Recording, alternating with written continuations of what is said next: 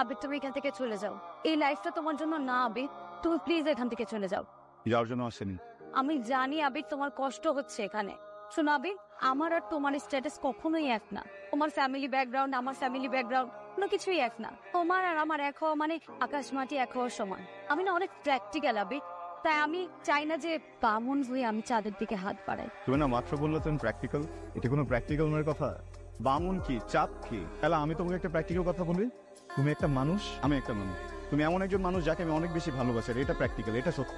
এটা ভালোবাসা না, এটা তোমার মুখ। মানুষ যখন প্রেমে পড়ে তখন তার চোখে একটা পর্দা থাকে, আবার সে যখন বাস্তবতায় ফিরে আসে তখন তার চোখের পর্দাটা কেটে যায়। আর তোমার চোখের পর্দাটা কেটে যাওয়ার পরে আমার জন্য যাই হোক না কেন, তোমার প্রতি তোমার ভালোবাসা থাকবে না। ভালোবাসা থাকবে না কে বলছো তোমাকে? তুমি কিভাবে বলতেছো ভালোবাসা থাকবে না?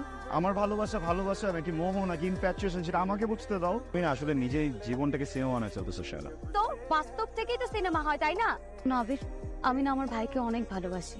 তুমিও যদি ওলটপালট হয়ে যায় কিংবা আমি তোমার ভালোবাসার জন্য যদি মরেও যাই, তাও আমার ভাইকে অপমানিত হতে দিতে পারবো না। কতক্ষণ ধরে একটা জামগুড়া পাড়ার চেষ্টা করতেছে, পারতেছো না। এই জামান,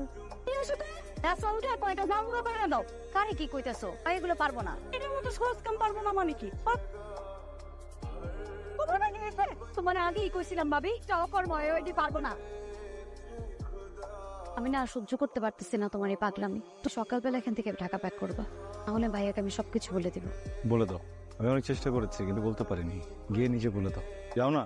তুমি এখান থেকে যাবা না আবির? যাবো, তোমাকে নিয়ে যাবো। তোমাকে নিয়ে যাবা মানে? তোমাকে নিয়ে যাবো মানে তোমাকে সাথে নিয়ে যাবো। আমি কে তোমার? মেয়ে বা কে আমার? তোমাকে তো আমি ভালোই বাসি না যে তোমার সাথে আমি এখান থেকে চলে যাব।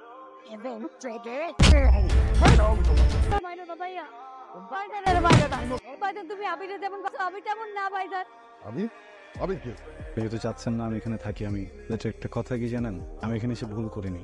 আমি এমন একটা জিনিস দেখে গেলাম যেটা এখানে না আসলে হয়তো কখনো দেখতে পারতাম না। ভাই বোনের বন্ডিং, ফ্যামিলি বন্ডিং। আসলে আমি তো শহরে বড় হয়েছি, এখানকার মানুষগুলো একটু অন্যরকম। তোমার ফ্যামিলি গরিব, আমার ফ্যামিলি অনেক বড় লোক। কথাটা কখনো বলবো না। তোমার কাছে যেটা আছে সেটা অনেক দামি। তোমার ফ্যামিলি, তোমার ভাই গরিব, আমি আমার একটা ভাই নাই। আমার যদি এরকম একটা ভাই থাকতো না তো টেনশনই করতে হতো না, আসতে হতো না। তাদেরকে এরকম সিচুয়েশনে ফেলার ইন্টেনশন আমার ছিল না। সম্ভব হয় প্লিজ আমাকে মাফ করে দেবেন।